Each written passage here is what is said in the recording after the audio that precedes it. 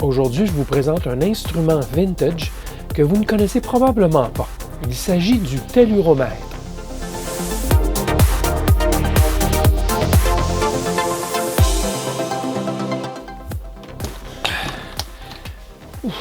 Bidouilleur, bidouilleuse, salut! Au moins 10 kilos, cette grosse boîte. J'ai ici 5 de ces appareils. Ils appartiennent à notre club de radioamateurs local. Ce sont des telluromètres radio, modèle MRA3. Pour nous, radioamateurs, ils nous servent à établir des communications temporaires dans la bande X, c'est-à-dire à 10 GHz. Mais à la base, ce sont des instruments d'arpentage. Leur principe de fonctionnement est qu'en mesurant le temps mis par les ondes radio pour passer d'un telluromètre à l'autre, la distance entre les deux balises est calculée de façon rapide et très exacte. Il permet de mesurer des distances allant jusqu'à 70 km à partir de cette boîte et avec une résolution de, tenez-vous bien, 1,5 cm sur 70 km. Ouais. Est-ce que ce sont des instruments récents? Non, pas du tout. Le principe de mesure a été inventé en Afrique du Sud à la fin des années 50. Et les unités que nous possédons datent du début des années 60, du début jusqu'au milieu des années 60. Ils utilisent des semi-conducteurs, sauf pour la source émettrice à 10 GHz, puisque c'est le lien radio se fait à 10 GHz. Cette source provient d'un klystron, un tube micro-ondes, un tube à vide finalement. De nos jours, les arpenteurs ne se servent plus de ce genre de système. Le GPS et le laser ont supplanté les ondes radio de point à point pour mesurer des distances avec une très bonne exactitude. Alors, pourquoi est-ce que j'ai 5 telluromètres ici au labo? Bien, parce qu'ils sont en panne. De mémoire, ils se sont tous mis à sentir mauvais lors de leur dernière utilisation l'année dernière, après quelques minutes seulement. Et ça, c'est durant une compétition de communication VHF-UHF radioamateur. Alors, je vais voir ce qui ne va pas. À mon avis, ils ont probablement tous le même trouble. Mais cette vidéo n'en est pas vraiment une de réparation, mais plutôt de découverte. Je vais vous montrer les entrailles de la bête. Mais pour débuter, je vous explique le principe de fonctionnement du système, ce qui va vous permettre par la suite de comprendre un peu les différents contrôles à l'avant de l'appareil. Alors, c'est un système qui est quand même assez complexe, donc je vais m'en tenir vraiment à un schéma bloc de haut niveau, et on n'ira pas trop dans les détails non plus. C'est un système à 2 telluromètres, donc qui vont se faire face l'un par rapport à l'autre, souvent sur des grandes distances allant jusqu'à 50-60 km, d'un sommet de montagne à un autre, par exemple. Ça pourrait être très bien le cas. Il y a 2 unités. La première sera l'unité maître, le master, et la deuxième, c'est l'unité esclave, le remote, celle qui est à distance. Et les 2 unités n'auront pas tout à fait la même fréquence d'émission. Elles seront ajustées pour qu'il y ait une différence de 33 MHz. Et ça se fait en ajustant un bouton d'une cavité. Là. Vous allez voir un gros bouton qu'on tourne. Et l'ajustement des 2 fréquences se fait à l'oreille. On se trouve à entendre l'autre station à l'autre bout lorsqu'on est bien ajusté sur la cavité. Alors ici, on donne une différence de 33 MHz. Donc, c'est des fréquences vraiment pour juste l'explication, 10 000 MHz et 10 033 MHz. Ça nous donne une différence de 33 MHz. Sur l'extrémité de chacune des 2 antennes, il y a une diode de détection pour du mélange. Alors, si vous prenez le signal à 10 033 ici, et vous le recevez, et vous le mélangez avec un peu du signal émis à 10 000, ça vous donne effectivement une différence de 33 MHz. Donc, le mélangeur au bout de l'antenne fait le travail. Il fournit un signal de fréquence intermédiaire à 33 MHz. Il y aura 2 démodulations. La première, c'est la démodulation en FM, qui est du FM à large bande, c'est-à-dire 100 kHz. Et cette démodulation-là permettra d'avoir un système d'intercom, si vous voulez. On dit téléphone ici, là, mais c'est en fait comme un intercom. On met un casque, il y a un écouteur et un micro. Et ça permet donc aux 2 stations de se parler et de coordonner les activités. Alors, c'est cette fonction, aux 2 extrémités, la fonction démodulation et modulation FM, c'est cette fonction que l'on utilise pour nos compétitions radioamateurs. La partie mesure de distance, on s'en fout, là. On ne se sert pas de cela. Mais je vais quand même rapidement vous l'expliquer. Je vous ai parlé du côté FM qui sert à communiquer, entre autres, là, entre les deux extrémités. Et c'est du full duplex, c'est-à-dire que c'est une liaison qui est bidirectionnelle, donc émission-réception en continu, comme si on parlait au téléphone. Alors, le côté des modulations FM, et je l'ai couvert essentiellement. Le côté AM, essentiellement, ce que la station distante va faire, c'est de retourner un signal qui est modulé. Il faut savoir que par-dessus la porteuse à 10 000 MHz, 10 GHz, on ajoute des étalons, des fréquences de modulation qui sont pilotées par des quartz à l'intérieur de la boîte. Et on sélectionne ces différentes fréquences, une à la suite de l'autre, et on dira à l'autre station de sélectionner aussi les voix A, B, C, D, E équivalentes à celles qu'on choisit.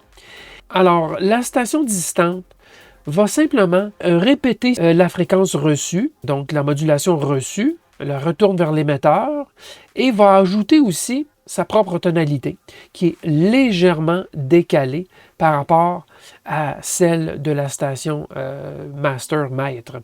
Et la mesure de distance va se faire du côté du maître. Donc le côté esclave, c'est assez simple, reçoit les instructions, fait ce que le maître lui dit de faire, donc par téléphonie bien sûr. Et tout se passe ici.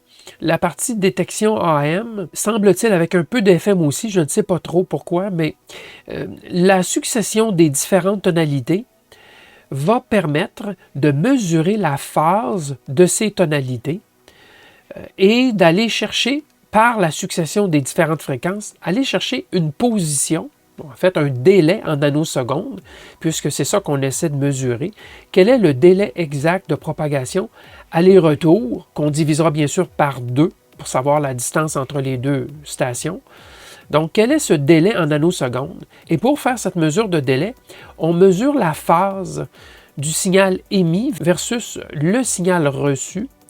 On mesure la phase avec un cadran qu'on tourne pour aligner les phases. Dans le passé, sur les anciens systèmes, c'est un oscilloscope. On regardait carrément à l'écran, mais pour rendre ça plus portable, c'est devenu de simples lumières qu'on va centrer, par exemple, trop court, trop long ou bien centré. Alors, on fait des mesures en nanosecondes et on va chercher des décimales en changeant tout simplement la fréquence ici pour augmenter notre justesse de mesure. Et c'est de cette façon que la mesure de distance est faite, par une mesure successive de phase et donc de délai de propagation. Et bien sûr, il faut connaître cette journée-là, il faut connaître la pression atmosphérique, il faut connaître la température pour pouvoir calculer exactement la vitesse de propagation de l'onde et déduire donc le temps de propagation, si vous voulez, la distance en fonction du temps de propagation. Donc, c'est ça le principe de fonctionnement. Je n'irai pas plus dans les détails parce que je vous le dis, il faut lire plusieurs fois et il y a des calculs mathématiques qui doivent être faits aussi pour en dériver la distance. Ce n'est pas tout de mesurer la phase en nanosecondes. Il faut aussi, donc, convertir cela en distance et ça se fait avec une série de calculs mathématiques. Alors, pour analyser l'appareil, j'ai retiré le boîtier et il y a aussi une coquille en avant, un couvercle pour protéger lors de l'expédition. Et la même chose de l'autre côté de l'antenne que vous allez voir. Normalement, c'est tout protégé, comme vous avez vu en introduction. Là, j'ai tout ouvert. Il n'y a même pas de... Vous allez voir, là, il n'y a même pas de couvercle. Alors, pour vous expliquer rapidement les contrôles, je vous ai dit qu'avec l'E-Strom, qu'il y avait une cavité résonante à 10 GHz qui était ajustable. Bien, la voici. Cette cavité, donc en tout cas son ajustement. Et il y a un compteur mécanique qui nous permet de bien prendre une position, nous donner une bonne idée d'où être, bien sûr. Et bon, associé à cela, il y a une fonction de Automatic Frequency Control AFC, c'est-à-dire que le maître peut, lui, se verrouiller sur la fréquence qu'il reçoit de l'esclave, de sorte qu'on ne passe pas notre temps à changer la fréquence pour être sûr qu'on est bien centré l'un par rapport à l'autre. Une fois que c'est fait, on enclenche l'AFC et normalement, ça devrait suivre pour un certain moment le temps de faire les mesures. Alors ça, c'est l'ajustement de la fréquence 10 GHz. Et il y aura bien sûr un décalage d'environ, je crois que c'est une vingtaine de chiffres sur le compteur pour nous donner le fameux 33 MHz de différence entre les deux fréquences maître-esclave. Alors, plus bas ici, on a le pack de batterie, donc l'ensemble de batterie normalement qui est inséré ici. Nous, on a modifié, on ne se sert plus de batterie, on injecte le 12 volts directement ici. Mais il y avait aussi possibilité d'injecter de l'extérieur avec une batterie externe ou une source externe du 12 volts qu'on branchait ici aussi. Alors pour la fonction, donc alimentation, ici c'est le bouton principal de mise en route. Alors on est à off, donc éteint. Si on travaillait sur l'alimentation extérieure, ici c'était de ce côté-ci. Si c'était sur la batterie, c'était de ce côté-ci. Alors il y avait une étape de réchauffement. Vous allez voir tantôt, il y a un four qui réchauffe des quartz, donc il fallait attendre quand même 5 à 10 minutes pour que le four soit bien réchauffé. Et ensuite, on pouvait passer en opération en mettant à on ici. Même chose du côté de l'alimentation externe. Ça, c'était ce bouton ici. Ici, vous avez la sélection des quartz. Justement, je vous ai dit qu'il y avait A, B, C, D, E. Et du côté remote, A+, A-, B, C, D, E aussi. Alors, c'était justement pour aller chercher les distances. Je crois ici que c'est écrit en mètres. Donc, la résolution que ça va vous chercher. Je crois bien, là, sans être certain. Donc, la gamme maximale que vous allez chercher avec chaque position. Alors, voilà, ça, c'est le choix des quartz. Si vous étiez le maître, vous sélectionniez ici. Et si vous étiez l'esclave, ben, c'était la partie inférieure, tout simplement. Et si on ne se servait pas de la fonction, qu'on voulait uniquement se parler, ben, ça mettait en onde une tonalité qu'on entendait. Donc, on pouvait mettre à off et communiquer ensemble par la voix. Justement, parlons de la voix. Eh bien, voici le casque qu'on se met sur la tête et il est branché ici dans le bas de l'appareil. Il y a un contrôle de volume juste ici. Et ça, c'est la partie communication. Dès qu'on avait un centrage et qu'on... Au fond, là, dès qu'on s'entendait parler, c'est qu'on était bien centré. Si on parlait dans le micro, on n'entendait rien, on n'avait pas la liaison avec l'autre station. Mais si on se mettait à s'entendre soi-même ainsi que l'autre station, bien sûr, c'est qu'on était centré au niveau de la fréquence et on pouvait enclencher le AFC.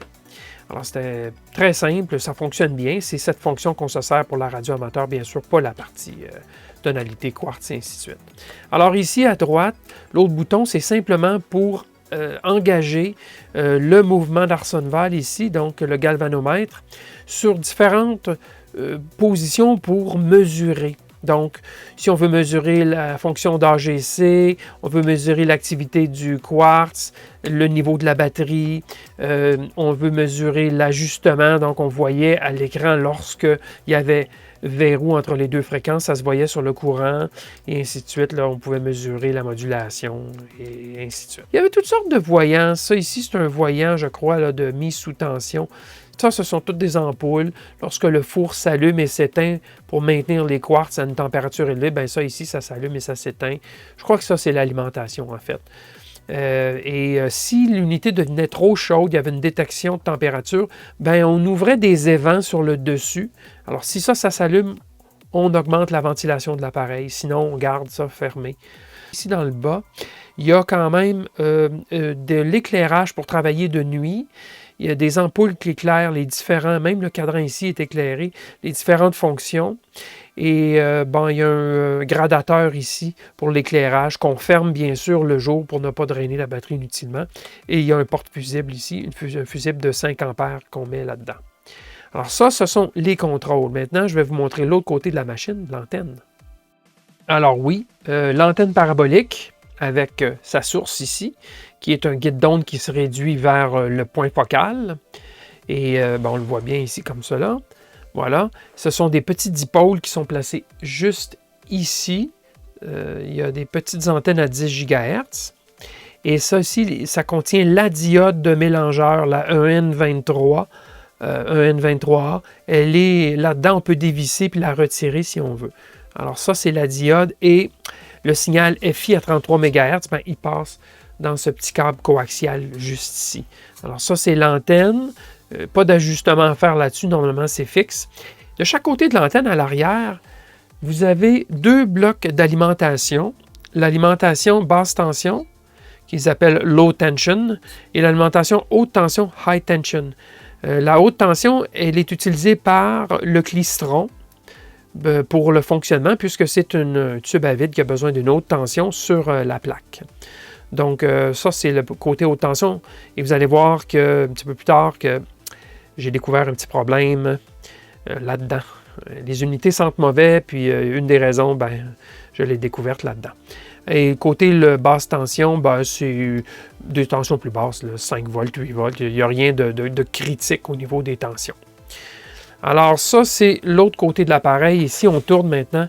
On peut voir les côtés qui sont pleins, il faut dire. Quand je vous dis que c'est une unité qui est assez complexe, vous le voyez. Vous avez toute une série de plaquettes de circuits imprimés enfichables ici. Ça, c'est la partie modulation, démodulation. La fonction enfichable le rend facile d'entretien si jamais il y a un problème. Ça, c'est la partie facile. La partie des oscillateurs quartz à 7 MHz, là, avec des légères variations de fréquence, c'est ici. Un peu d'ajustement interne à faire. Il y a un four pour maintenir les quartz en température et j'en ai extrait un que je vais vous montrer. Je l'ai juste ici. Et dans le four, bien sûr, qui est isolé avec de l'isolation thermique, il y a un petit couvercle que j'ai retiré la vis. Il y a, 1, 2, 3, 4, 5, 6, il y a 11 quartz qui sont dans l'unité, enfichés. Donc, ça, c'est de la façon que c'est fait. Regardez l'élément chauffant tout autour de la chambre en température. Donc, ça, c'est ce qu'il y a là-dedans ici. Tout est connectorisé, donc ça va bien pour retirer là, les différents modules. En périphérie, ça se travaille bien. De l'autre côté, il y a similaire. Il y a d'autres cartes enfichables, comme mentionné. Et il y a ce module que je réalise, j'ai oublié de vous mentionner. J'ai oublié de vous mentionner la partie mesure, vous me pardonnerez. Là. Alors ça, c'est la partie mesure de la phase du signal. Et c'est gradué en nanosecondes.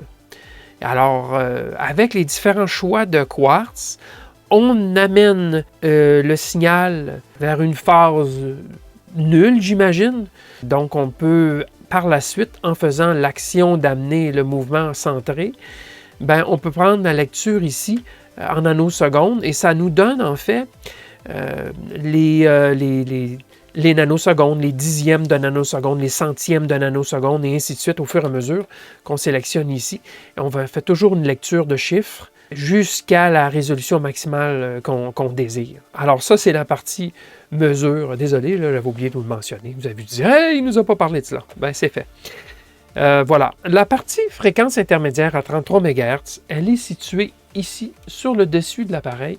C'est un module qui est, en fait, c'est un couvercle avec des sous-divisions à l'intérieur qui permettent donc d'isoler les différents étages. C'est un bloc d'aluminium qui est usiné avec des cavités à l'intérieur, tout simplement. Je ne l'ouvrirai pas. Il n'y a pas énorme à voir là-dedans.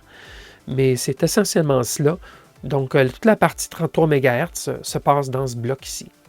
Bon, il reste quelque chose à couvrir. C'est la partie klystron qui est, comme vous allez le voir dans le prochain segment, qui est situé en plein centre de l'appareil.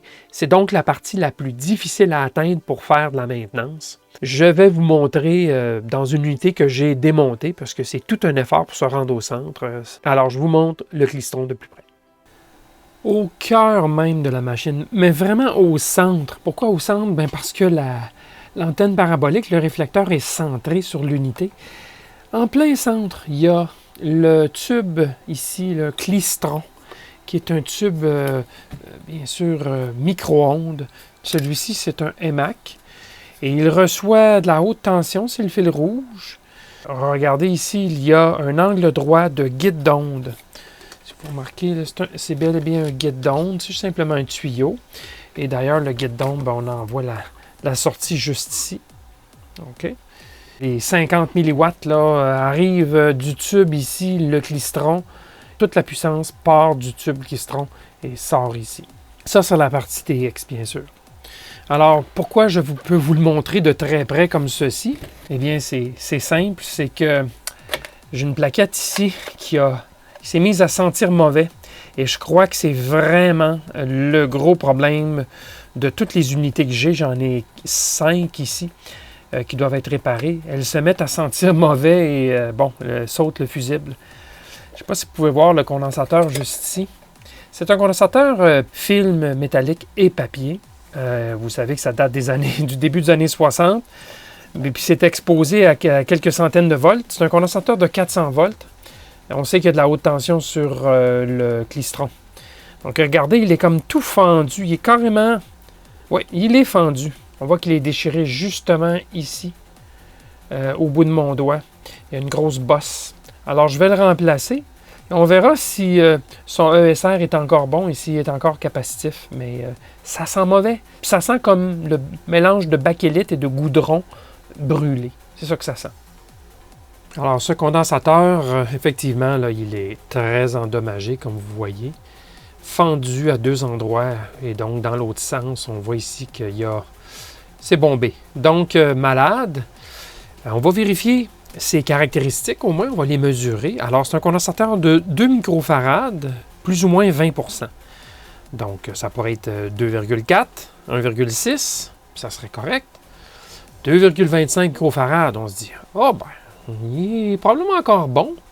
Pour le plaisir, on va regarder le ESR pour voir si le ESR de ce condensateur, qui est, soit dit en passant, comme je vous l'ai mentionné, un condensateur fait de papier et de feuillard, regardez, le ESR est numéro 1. Vraiment, il n'y a rien à dire de ce condensateur. Il ne nous montre pas un court-circuit sur le testeur de ESR. Mais là, écoutez, là...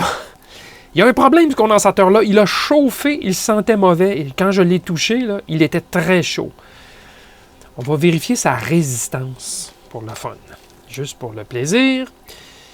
Et qu'est-ce qu'on mesure sur la résistance? Ah ah!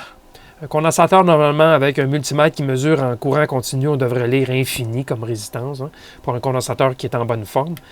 4,5 kOhms. 4,5 kOhms, vous allez me dire, c'est assez élevé, hein? Ça ne devrait pas chauffer tant que ça. Ouais, mais je crois qu'il y a 300 volts qui sont appliqués sur ce condensateur. 300 volts là, à 4,6 kOhms, c'est 20 watts, presque 20 watts de puissance dissipée dans le condensateur. Donc, malade définitivement. Mais je joue vraiment beaucoup de chance parce que regardez ici, j'ai une série de condensateurs ici au polyéthylène et par pure chance, 2 microfarades, 400 volts. Quand on joue de chance, surtout que 2 microfarades, c'est pas la valeur la plus commune, croyez-moi. 2 microfarades, 400 volts, et j'en ai 8, je crois. Ce sont des 10 % ceux-ci. Donc, j'ai le remplacement déjà disponible. Cette unité-là sentait la plaquette chauffée, définitivement, quelque chose qui se passait, quelque chose qui brûlait. Et je crois bien l'avoir trouvé. Regardez, ça, c'est le bloc d'alimentation de haute tension. Donc, 500 volts au total. Regardez ici. Il y a un trou de bord en bord calciné. Alors, il y a 250 volts, je crois, entre ici et ici. Il devait certainement y avoir du contaminant, peut-être du flux de soudure. Et avec les années, regardez, c'est percé. On voit mon doigt à travers, regardez. Percé et tout calciné. Donc, je vais retirer la diode, puisque c'est ici. Voilà, à l'intérieur. C'est ici, tout près de la diode. Donc, je vais retirer la diode. C'est carrément juste un écrou. Et je vais limer la plaquette de circuit imprimé à cet endroit pour enlever tout le calciné. Donc, ce qui devrait arrêter le cancer. Il y a peut-être autre chose dans l'unité, mais en tout cas, ça, c'est à régler. Nos telluromètres commencent à avoir de l'âge, et ça paraît. Il y a du verre de gris et de la poudre blanche qui commence à apparaître à différents endroits à l'intérieur, là où il y a des métaux dissimilaires, soit vis-à-vis les vis, les écrous, etc. Et c'est sans compter l'électronique qui va commencer à flancher de plus en plus. Il faudra peut-être penser avant longtemps à d'autres solutions pour nos communications à 10 GHz. Cela dit, vous serez sans doute surpris d'apprendre que les semi-conducteurs utilisés dans ces unités sont de type silicium et donc pas de type germanium, ce qui aide tout de même dans l'obtention de composants de rechange. Voilà, j'ai 4 autres telluromètres aux mêmes symptômes à réparer, courant excessif, soudain et mauvaise odeur. probablement le même condensateur de 400 volts qui flanche. C'est un travail d'au moins 1 heure par unité, alors je m'y lance sans tarder. Merci et à la prochaine.